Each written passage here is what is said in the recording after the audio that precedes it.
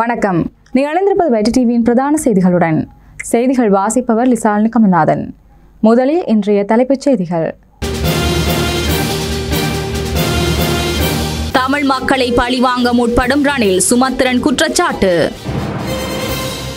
2025ஆம் ஆண்டிலிருந்து அரசு ஊழியர்களுக்கு 24 தொடக்கம் 50% வரையிலான சம்பளம் உயர்வு. தமிழ் பொது வேட்பாளர்களின் தேர்தல் விஞ்ஞாபனம் வெளியீடு. சீனாவில் பொதுமக்கள் மீது பாடசாலை பேருந்து மோதியதில் 11 பேர் பலி. வீட்டுல பிள்ளைகள் பசியால காலினும் தள்ளாடி கீழே விழுது. ஞாபகம் இருக்கா நாம பட்ட கஷ்டம்? நாட்டை மீண்டும் அந்த நிலைக்கு கொண்டு போக விரும்பல.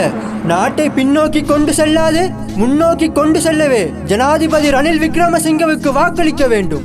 2022ஆம் ஆண்டு ஏற்பட்ட இரண்டு யுகம் மீண்டும் வேண்டுமா? சிந்திப்போம். ஜனாதிபதி ரணில் விக்ரமசிங்கவின் கரங்களை பலப்படுத்தி மீண்டும் ஜனாதிபதியாக்குவோம். சிலிண்டர் சின்னம் ஜனாதிபதி ரணில் விக்ரமசிங்க. இது ஒரு கட்டணம் செலுத்தப்பட்ட விளம்பரம். ஆஸ்திரேலியா, கனடா, நியூசிலாந்து போன்ற நாடுகளுக்கான ஃபேமிலி பிஆர் விசாவினை 50% ஆஃபருக்கு வழங்குகின்றனர். Kodakumbura consultancy company private limited. எங்களிடம் permanent resident visa, visit visa, business migration, residence by investment, citizenship by investment, student visa. நம்மை நாட வேண்டும். 100% வெற்றி, 31 வருட அனுபவம், 30,000க்கும் மேற்பட்ட வெற்றிகரமான விசாக்கள், உலகளாவிய ரீதியில் 36 கிளைகள், அனைத்து விதமான குடியேற்ற விசாக்களும் சட்டத்தரணியால் முன்னெடுத்து தரப்படும். தொடர்புகளுக்கு Kodagumbura consultancy company private limited, இலக்கம் 22, 2வது மாடி, மில் வீதி, வவுனியா. தொலைபேசி இலக்கம் 07458581333, 07439434165. தலைமை காரியாலயம் கம்பஹா. நாங்கள் உங்கள் எதிர்காலத்தின் வெற்றியை நோக்கிய பயணம். தொடர்வன இலங்கை செய்திகள். இலங்கை தமிழரசு கட்சி ஐக்கிய மக்கள் கூட்டணியின் ஜனாதிபதி வேட்பாளர் சஜித் பிரேமதாசவை ஆதரிக்க தீர்மானித்தமையால் ஜனாதிபதி ரணில் விக்ரமசிங்க தமிழ் மக்களை பழிவாங்க முற்படுவதாக குற்றம் சுமத்தப்பட்டுள்ளது. இலங்கை தமிழரசு கட்சியின் நாடாளுமன்ற உறுப்பினர் எம்.ஏ. சுமந்திரன் இந்த குற்றச்சாட்டை இன்று நாடாளுமன்றில் முன்வைத்துள்ளார். நீண்ட காலமாக நடத்தப்படாதுள்ள மாகாண சபை தேர்தலை பழைய முறையில் நடத்துவதற்கான சட்ட சிக்கலை தீர்க்கும் வகையிலான தனிநபர் பிரேரணை ஒன்று எம்.ஏ. சுமந்திரனால் நீண்ட காலத்துக்கு முன்னர் சமர்ப்பிக்கப்பட்டிருந்தது. இதற்கான சட்ட தடைகள் நீக்கப்பட்டு 2ஆம் வாசிப்பு வாக்கெடுப்போ விவாதமோ இன்றி நிறைவேற்றப்பட்டிருந்த நிலையில் இன்று அதனை நாடாளுமன்றில் 3ஆம் வாசிப்புக்காக எடுத்துக்கொண்டு நிறைவேற்ற உத்தேசிக்கப்பட்டிருந்தது. எனினும் இன்று அது நாடாளுமன்ற நிகழ்ச்சி நிரலில் உள்ளடக்கப்பட்டிருக்கவில்லை. இந்நிலையில் நாடாளுமன்றில் உரையாற்றிய எம்.ஏ. சுமந்திரன் இந்த பிரேரணையை இன்றைய தினம் நாடாளுமன்றில் நிறைவேற்றுவதற்கு ஜனாதிபதி முன்னதாக தம்முடன் இணங்கியிருந்த போதும் இலங்கை தமிழரசு கட்சி சஜித் பிரேமதாசவை ஆதரிக்க தீர்மானித்ததை அறிவித்ததை அடுத்து ஜனாதிபதி பழிவாங்கும் வகையில் செயற்படுவதாக குற்றம் சுமத்தியுள்ளார். நாளையும் நாடாளுமன்ற அமர்வு இருக்கின்ற நிலையில் தமது பிரேரணையை நாளைய நிகழ்ச்சி நிரலிலும் உள்ளடக்காவிட்டால் ரணில் தமிழர்களுக்கு எதிரான மிகப்பெரிய இனவாதியாக கருதப்படுவார் என்று சுமந்திரன் எச்சரித்துள்ளார். இதனையடுத்து சபை முதல்வர் அமைச்சர் சுசில் பிரேமஜயந்த, எதிர்க்கட்சிகளின் பிரதம அமைப்பாளர் லக்ஷ்மன் கிரியல்ல ஆகியோர் இது தொடர்பில் கருத்து தெரிவித்தனர். எனினும் ஸ்ரீலங்கா போஜன பெரமுனவின் நாடாளுமன்ற உறுப்பினர் ஹெவிந்து குமாரதுங்க மற்றும் நாடாளுமன்ற உறுப்பினர் விமல் வீரவன்ச ஆகியோர் இப்பிரேரணைக்கு எதிர்ப்பு தெரிவித்தார். இறுதியாக மீண்டும் எழுந்த நாடாளுமன்ற உறுப்பினர் எம்.ஏ. சுமந்திரன் ரணில் விக்ரமசிங்க இந்த தனிநபர் பிரேரணையை ஜனாதிபதி தேர்தலுக்கு முன்னர் நிறைவேற்றி தருவதாக தமக்கு உறுதியளித்திருந்ததாகவும் ஆனால் அவர் தற்போது மிகப்பெரிய இனவாதியாக செயற்பட்டிருப்பதாகவும் குற்றம் சுமத்தினார். அரச ஊழியர்களின் சம்பள பிரச்சினைக்கு தீர்வு காண்பதற்காக ஜனாதிபதி ரணில் விக்ரமசிங்கவினால் நியமிக்கப்பட்ட உதயார் செனவிரத்ன தலைமையிலான நிபுணத்துவ குழுவின் பரிந்துரைகளை செயற்படுத்த அமைச்சரவை அனுமதி வழங்கியுள்ளது. அதன்படி 2025 ஜனவரி 1ஆம் தேதி முதல் அரசு ஊழியர்களின் அடிப்படை சம்பளம் 24 தொடக்கம் 50% வரையில் அதிகரிக்கப்பட உள்ளது. அதன்படி அரச சேவையின் அலுவலக உதவியாளர் தரம் 3ற்கு 5,450 ரூபாவினாலும், 2ஆம் தரத்திற்கு 8,760 ரூபாவினாலும், தரம் 1ற்கு 10,950 ரூபாவினாலும் சம்பளம் அதிகரிக்கப்படவிருப்பதோடு அதன் உயர்தர சேவைகளுக்கு 13,980 ரூபாவினால் சம்பள அதிகரிப்பு செய்யப்பட உள்ளது. அதேபோல் சாரதி சேவையின் 3ஆம் தரத்தின் சம்பளம் 6,960 ரூபாவினால் அதிகரிக்கப்படும். 2ஆம் தரத்தின் சம்பளம் 9,990 ரூபாவினாலும் முதலாம் தரத்திற்கு 13,020 ரூபாவினாலும் விசேட தரத்திற்கு 16,340 ரூபாவினாலும் சம்பள அதிகரிப்பு கிடைக்கும். 3ஆம் நிலை சமுர்த்தி அபிவிருத்தி உத்தியோகத்திற்கு 8,340 ரூபாவினால் சம்பள உயர்வும், 2ஆம் தரத்திற்கு 11,690 ரூபாவினால் சம்பள உயர்வும், முதலாம் தரத்திற்கு 15,685 ரூபாவினால் சம்பள உயர்வும் கிடைக்கும்.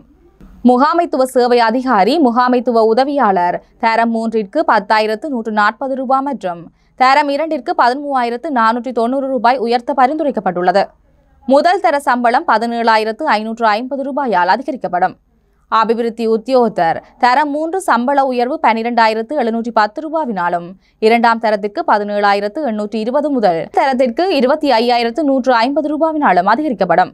பொது சுகாதார பரிசோதகர்கள் மற்றும் குடும்ப சுகாதார பணியாளர்கள் 3ஆம் தரத்தின் சம்பளம் 12,885 ரூபாவினால் அதிகரிக்கப்பட உள்ளது. 2ஆம் தரத்திற்கு 17,945 ரூபாவினால் சம்பள உயர்வும், முதலாம் தரத்திற்கு 25,275 ரூபாவினால் சம்பள உயர்வும் கிடைக்கும். கதிரியக்க நிபுணர் மற்றும் மருந்தாளர் 3ஆம் தரத்திற்கு 13,280 ரூபாவினால் சம்பள அதிகரிப்பும், 2ஆம் தரத்திற்கு 18,310 ரூபாவினால் சம்பள உயர்வும், முதலாம் தரத்திற்கு 25,720 ரூபாவினால் சம்பள உயர்வும் கிடைக்கும். 3ஆம் தர தாதியர் உத்தியோகத்தரின் சம்பளம் 13,725 ரூபாயினாலும், 2ஆம் தரத்திற்கு 18,835 ரூபாய் சம்பள அதிகரிப்பும், முதலாம் தரத்தினருக்கு 26,165 ரூபாய் சம்பள உயர்வும் வழங்கப்பட உள்ளது.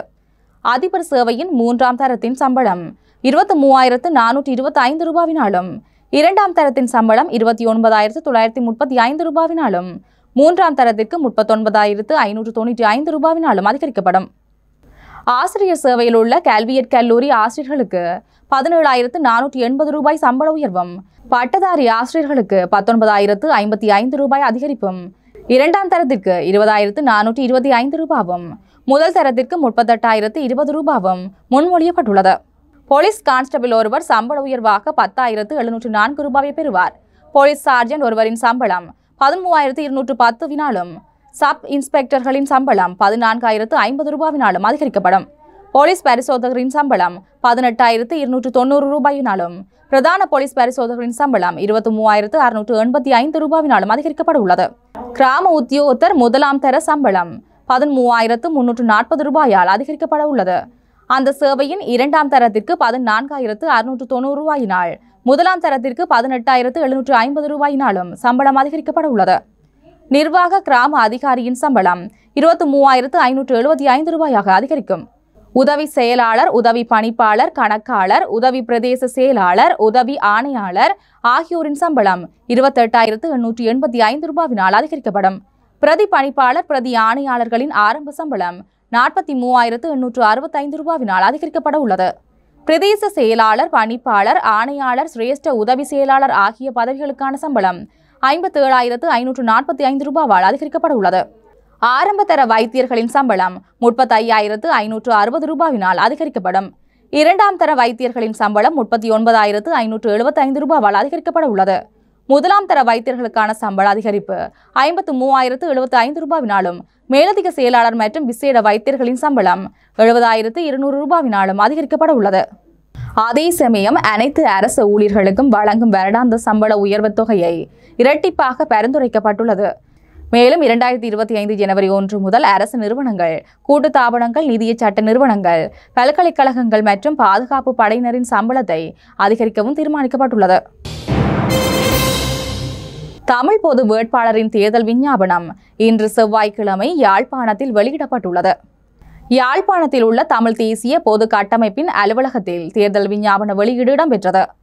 தென்னிலங்கை வேட்பாளர்களை நிராகரித்து தமிழர் பொது வேட்பாளர் ஊடாக தமிழர்கள் தேர்தலை எதிர்கொள்வதற்கான அவசியம், புறநிலை முக்கியத்துவம் என்பவற்றையும், தமிழர்கள் தேசமாக தமது நிலைப்பாட்டினை அரசியல் தீர்வு உள்ளிட்ட விடயங்களில் ஆணித்தரமாக வெளிப்படுத்தும் வகையில் தமிழ் பொது வேட்பாளராக நாடாளுமன்ற முன்னாள் உறுப்பினர் ப. அரியநேந்திரன் தமிழ் தேசிய பொது கட்டமைப்பினரால் ஜனாதிபதி வேட்பாளராக களமிறக்கப்பட்டுள்ளார். இந்நிலையில் தமிழ் பொது வேட்பாளரின் தேர்தல் விஞ்ஞாபனம் இன்று வெளியிடப்பட்டது. இலவச விசா வழங்கும் திட்டத்தை நடைமுறைப்படுத்த அமைச்சரவை தீர்மானித்துள்ளதாக ஆளும் கட்சியின் பிரதம கொறடா அமைச்சர் பிரசன்ன ரணதுங்க தெரிவித்துள்ளார். தற்போது 38 நாடுகளுக்கு இலவச விசாவுடன் இலங்கைக்குள் பிரவேசிக்கும் வாய்ப்பு வழங்கப்பட்டுள்ளதாக அமைச்சர் வலியுறுத்தியுள்ளார். இந்நாட்டின் சுற்றுலாத்துறையின் முன்னேற்றத்திற்கு இது மிகவும் நல்ல முடிவாக இருக்கும் என அமைச்சர் நம்பிக்கை தெரிவித்துள்ளார். பாராளுமன்றம் இன்று சபாநாயகர் மஹிந்த யாப் அபேவர்த்தன தலைமையில் கூடியது. கம்பஹா மாவட்ட நாடாளுமன்ற உறுப்பினர் காவிந்த ஜெயவர்தன எழுப்பிய கேள்விகளுக்கு பதிலளிக்கும் போதே அமைச்சர் பிரசன்ன ரணதுங்க இதனை தெரிவித்துள்ளார். விவசாயிகளுக்கு நிதி நிவாரணம் மற்றும் ஆதரவு அளிக்கும் வகையில் விவசாயிகள் பெற்ற அனைத்து விவசாய கடன்களையும் தள்ளுபடி செய்ய அரசாங்கம் தீர்மானித்துள்ளது. பல விவசாய சங்கங்கள் விடுத்த கோரிக்கைகளுக்கு அமைய இந்த தீர்மானம் எடுக்கப்பட்டுள்ளதாக ஜனாதிபதி ஊடகப் பிரிவு அறிவித்துள்ளது. ஜனாதிபதி தேர்தல் வேட்பாளர்கள் தங்கள் தேர்தல் பிரச்சாரத்தின் போது அனுமதிக்கப்பட்டதை விட அதிக தொகையை செலவிட்டமை கண்டுபிடிக்கப்பட்டால் அவர்களுக்கு எதிராக கடும் நடவடிக்கைகள் எடுக்கப்படலாம் என தேர்தல்கள் ஆணைக்குழு அறிவித்துள்ளது. அவர்கள் தங்கள் பதவிகளை இழக்க நேரிடலாம், பிரஜா உரிமை பறிக்கப்படலாம் என தேர்தல்கள் ஆணையாளர் நாயகம் சமன் ஸ்ரீ ரத்நாயக்க தெரிவித்துள்ளார். தேர்தல் முடிவடைந்து 21 நாட்களுக்குள் அவர்களின் விஞ்ஞாபனம் மற்றும் அவர்களின் செலவினங்கள் குறித்து வேட்பாளர்கள் முழுமையான அறிக்கையை சமர்ப்பிக்க வேண்டும் என தெரிவித்துள்ள அவர், இந்த அறிக்கைகளை செய்தித்தாள்கள் இணையங்கள் மூலம் பகிரங்கப்படுத்துவோம் எனவும் தெரிவித்துள்ளார். அவர்கள் வழங்கிய தகவல்களில் தவறு காணப்பட்டால் பொதுமக்கள் இது குறித்து போலீசாருக்கு தெரிவிக்கலாம், உரிய நடவடிக்கையை எடுக்கலாம் என அவர் மேலும் தெரிவித்துள்ளார். பொதுமக்களின் பாதுகாப்பிற்காக நாடு முழுவதும் ஆயுதப்படைகளை வரவழைக்குமாறு ஜனாதிபதி உத்தரவு பிறப்பித்துள்ளதாக சபாநாயகர் மஹிந்த யாப் அபேவர்த்தன இன்று நாடாளுமன்றத்தில் தெரிவித்துள்ளார். பொது பாதுகாப்பு சட்டத்தின் 12வது பிரிவின் மூலம் வழங்கப்பட்ட அதிகாரங்களுக்கு அமைய ஜனாதிபதி குறித்த உத்தரவை பிறப்பித்துள்ளதாக சபாநாயகர் தெரிவித்துள்ளார். ஸ்ரீலங்கா போஜன பெரமுனவின் கொழும்பு மாவட்ட நாடாளுமன்ற உறுப்பினர் ஜகத்குமார நாடாளுமன்றில் இன்று எதிர்க்கட்சியில் அமர்ந்து கொண்டார். விசேட உரையொன்றை நிகழ்த்தியதன் பின் அவர் இந்த தீர்மானத்தை மேற்கொண்டுள்ளார். எதிர்வரும் ஜனாதிபதி தேர்தலில் எதிர்க்கட்சித் தலைவர் சஜித் பிரேமதாசவிற்கு ஆதரவளிக்க உள்ளதாக அண்மையில் அறிவித்திருந்தார். இந்நிலையிலேயே அவர் எதிர்க்கட்சியின் பக்கம் அமர்ந்துள்ளதாக ஊடகங்கள் செய்தி வெளியிட்டுள்ளன. கொழும்பு நீதவான் நீதிமன்ற பொறுப்பில் உள்ள போதைப்பொருள் மற்றும் தங்கம் உள்ளிட்ட ஆபரண பொருட்கள் தொடர்பில் உரிய விசாரணைகளை நடத்த தீர்மானிக்கப்பட்டுள்ளது. இந்த தீர்மானத்தை கொழும்பு பிரதான நீதவான் திலின கமகே மேற்கொண்டுள்ளார். 24 கோடி ரூபாய் பெறுமதியான கெரோயின் போதைப்பொருள் காணாமல் போனதை அடுத்து இந்த தீர்மானம் மேற்கொள்ளப்பட்டுள்ளது. இதன்படி நீதிமன்ற பொறுப்பில் உள்ள பொருட்களை பரிசோதிக்கும் வேலை திட்டத்தின் முதற்கட்டமாக சகல வழக்கு சான்று பொருட்கள் தொடர்பிலும் ஆவணம் ஒன்றை தமக்கு அனுப்புமாறு கொழும்பு பிரதான நீதவான் உத்தரவிட்டுள்ளார். இது தொடர்பான உத்தரவு கொழும்பு பிரதான நீதவான் நீதிமன்ற பதிவாளர் மற்றும் பொருள் பரிசோதகர் ஆகியோருக்கு பிறப்பிக்கப்பட்டுள்ளது. நல்ல தண்ணி லக்சபான தோட்டத்தில் குளவிக்கோட்டுக்கு இலக்காகி 6 பெண் தோட்ட தொழிலாளர்கள் காயமடைந்துள்ளதாக போலீசார் தெரிவித்துள்ளனர். இந்த சம்பவம் இன்று செவ்வாய்க்கிழமை காலை இடம்பெற்றுள்ளது. காயமடைந்தவர்கள் மஸ்கெலியா பிரதேச வைத்தியசாலையில் அனுமதிக்கப்பட்டுள்ளதாக போலீசார் தெரிவித்துள்ளனர். இந்த தோட்டத்தில் இருந்த பெரிய குளவி கூடொன்றிலிருந்து குளவிகள் கலைந்து சென்று தொழிலாளர்கள் மீது தாக்கியுள்ளதாக போலீசார் மேலும் தெரிவித்துள்ளனர். குளவிக்கோட்டுக்கு இலக்கானவர்களின் நிலைமை கவலைக்கிடமாக இல்லை என வைத்தியசாலை வட்டாரங்கள் தெரிவித்துள்ளன. வீட்டுல பிள்ளைகள் பசியால காலனும் தள்ளாடி கீழே விழுது. ஞாபகம் இருக்கா நாம பட்ட கஷ்டம்? நாட்டை மீண்டும் அந்த நிலைக்கு கொண்டு போக விரும்பல. நாட்டை பின்னோக்கி கொண்டு செல்லாது முன்னோக்கி கொண்டு செல்லவே ஜனாதிபதி ரணில் விக்ரமசிங்கவுக்கு வாக்களிக்க வேண்டும். 2022ஆம் ஆண்டு ஏற்பட்ட இரண்டு யுகம் மீண்டும் வேண்டுமா? சிந்திப்போம். ஜனாதிபதி ரணில் விக்ரமசிங்கவின் கரங்களை பலப்படுத்தி மீண்டும் ஜனாதிபதியாக்குவோம். சிலிண்டர் சின்னம் ஜனாதிபதி ரணில் விக்ரமசிங்க. இது ஒரு கட்டணம் செலுத்தப்பட்ட விளம்பரம். ஆஸ்திரேலியா, கனடா, நியூசிலாந்து போன்ற நாடுகளுக்கான ஃபேமிலி பிஆர் விசாவினை 50% ஆஃபருக்கு வழங்குகின்றனர். Kodakumbura consultancy company private limited. எங்களிடம் permanent resident visa, visit visa, business migration, residence by investment, citizenship by investment, student visa. ஏன் நம்மை நாட வேண்டும்? 100% வெற்றி, 31 வருட அனுபவம், 30,000க்கும் மேற்பட்ட வெற்றிகரமான விசாக்கள், உலகளாவிய ரீதியில் 36 கிளைகள், அனைத்து விதமான குடியேற்ற விசாக்களும் சட்டத்தரணியால் முன்னெடுத்து தரப்படும். தொடர்புகளுக்கு Kodagumbura consultancy company private limited, இலக்கம் 22, 2வது மாடி, மில் வீதி, வவுனியா. தொலைபேசி இலக்கம் 024 7858 133 074 39 43 165. தலைமை காரியாலயம் கம்பஹா. நாங்கள் உங்கள் எதிர்காலத்தின் வெற்றியை நோக்கிய பயணம். தொடர்வது உலகச் செய்தி. சீனாவில் பாடசாலை பேருந்து பொதுமக்கள் மீது மோதியதில் 5 மாணவர்கள் உட்பட 11 பேர் கொல்லப்பட்டுள்ளனர். சீனாவின் சாண்டோங் மாகாணத்தில் இந்த சம்பவம் இடம்பெற்றுள்ளது. பலர் காயமடைந்துள்ளனர். சிலர் ஆபத்தான நிலையில் உள்ளனர்.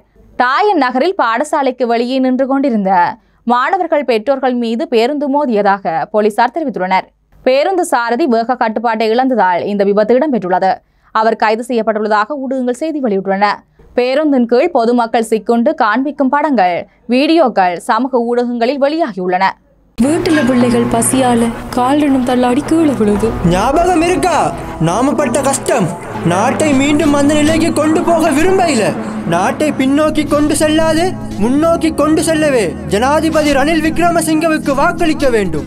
2022ஆம் ஆண்டு ஏற்பட்ட இரண்டு யுகம் மீண்டும் வேண்டுமா? சிந்திப்போம். ஜனாதிபதி ரணில் விக்ரமசிங்கவின் கரங்களை பலப்படுத்தி மீண்டும் ஜனாதிபதியாக்குவோம். சிலிண்டர் சின்னம் ஜனாதிபதி ரணில் விக்ரமசிங்க. இது ஒரு கட்டணம் செலுத்தப்பட்ட விளம்பரம். அடுத்து வருவன விளையாட்டு செய்திகள். பாரிஸ் 2024 பாராலிம்பிக் விளையாட்டுப் போட்டியில் ஆடவர் ஈட்டி எறிதல் போட்டியில் இலங்கையின் சமித துலான் கொடித்துவக்கு வெள்ளி பதக்கத்தை வென்றுள்ளார். 67.03 தூரம் வரை தனது ஈட்டியை எறிந்து தனது தனிப்பட்ட சிறந்த தூரத்துடன் துலான் F44 பிரிவில் தனது முந்தைய உலக சாதனையை, அதாவது 66.49 மீட்டரை முறியடித்துள்ளார். தனது 5வது முயற்சியிலேயே சமிந்த துலான் கொடித்துவக்கு இந்த உலக சாதனையை நிகழ்த்தியுள்ளார். இப்போட்டியில் தங்கப்பதக்கத்தினை இந்தியாவைச் சேர்ந்த சுமித் ஆண்டில் மற்றும் வெண்கலப் பதக்கத்தினை ஆஸ்திரேலியாவைச் சேர்ந்த மிச்சல் பூரியன் பெற்றுள்ளார். இதற்கமைய இலங்கை பதக்கப்பட்டியலில் ஒரு பதக்கத்துடன் 56வது நிலையில் உள்ளது. மேலும் 87 பதக்கங்களுடன் சீனா முதலிடத்திலும், 54 பதக்கங்களுடன் பிரித்தானியா 2வது இடத்திலும், 42 பதக்கங்களுடன் அமெரிக்கா 3வது இடத்திலும் உள்ளமை குறிப்பிடத்தக்கது. உருகுவே கால்பந்து ஜாம்பவான் லூயிஸ் சுவாரஸ் சர்வதேச கால்பந்து போட்டிகளில் இருந்து ஓய்வு பெறுவதாக அறிவித்துள்ளார். செய்தியாளர்கள் மத்தியில் நேற்று திங்கட்கிழமை உரையாற்றிய அவர் தனது முடிவை வெளிப்படுத்தியுள்ளார். இதன்படி எதிர்வரும் 6ஆம் தேதி பராகுவேக்கு எதிரான உருகுவேயின் FIFA உலகக்கிண்ண தகுதி சுற்றுக்கு பின்னர் தான் ஓய்வு பெற உள்ளதாக சுவாரஸ் கூறியுள்ளார். 17 ஆண்டுகளில் 142 போட்டிகளில் விளையாடியுள்ள அவர் 69 கோல்களை அடித்துள்ளார். இதன் மூலம் உருகுவே அணி சார்பில் சர்வதேச போட்டிகளில் அதிக கோல் அடித்த வீரராக தனது சர்வதேச பயணத்தை சுவாரஸ் முடிக்கவுள்ளார். 2007ஆம் ஆண்டு கொலம்பியாவுக்கு எதிரான போட்டியில் அவர் அறிமுகமாகியிருந்தார். இதனைத் தொடர்ந்து தனது அசாத்திய திறமையில் அணியின் முக்கிய வீரராக மாறினார். தனது ஓய்வு குறித்து பேசிய அவர், ஓய்வு பெறுவதற்கான சரியான தருணம் எப்போது என்பதை அறிவதை விட சிறந்த பெருமை எதுவும் இல்லை. அதிர்ஷ்டவசமாக நான் தேசிய அணியில் இருந்து ஓய்வு பெறுகிறேன். ஏனென்றால் நான் சற்று ஒதுங்கி இருக்க விரும்புகிறேன். எனக்கு 37 வயதாகிறது. அடுத்த உலகக்கிண்ண தொடரில் விளையாடுவது மிகவும் கடினம் என்பது தெரியும். நான் ஓய்வு பெறுவது எனக்கு மிகவும் ஆறுதல் அளிக்கும் என்று அவர் ஊடகங்களுக்கு தகவல் தெரிவித்துள்ளார். வீட்டுல பிள்ளைகள் பசியால கால் தள்ளாடி கீழே விழுது. ஞாபகம் இருக்கா நாம பட்ட கஷ்டம்? நாட்டை மீண்டும் அந்த நிலைக்கு கொண்டு போக விரும்பல. நாட்டை பின்னோக்கி கொண்டு செல்லாது முன்னோக்கி கொண்டு செல்லவே ஜனாதிபதி ரணில் விக்ரமசிங்கவுக்கு வாக்களிக்க வேண்டும். 2022ஆம் ஆண்டு ஏற்பட்ட இரண்டு யுகம் மீண்டும் வேண்டுமா? சிந்திப்போம். ஜனாதிபதி ரணில் விக்ரமசிங்கவின் கரங்களை பலப்படுத்தி மீண்டும் ஜனாதிபதியாக்குவோம். சிலிண்டர் சின்னம் ஜனாதிபதி ரணில் விக்ரமசிங்க. இது ஒரு கட்டணம் செலுத்தப்பட்ட விளம்பரம். இத்துடன் எமது பிரதான செய்திகள் நிறைவடைகின்றன. எமது அடுத்த பிரதான செய்தினை நாளை மாலை 6:25க்கு எதிர்பாருங்கள். தொடர்ந்து இணைந்திருங்கள் வெற்றி டிவியின் யூடியூப் பக்கத்துடன். வணக்கம். Did